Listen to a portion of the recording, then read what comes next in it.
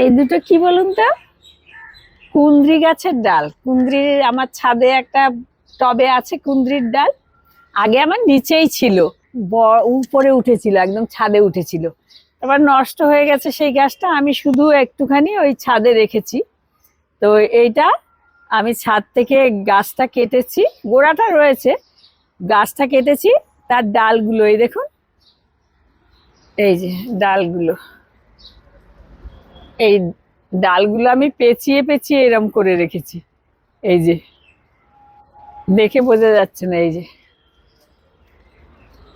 এরম করে পেঁচিয়ে,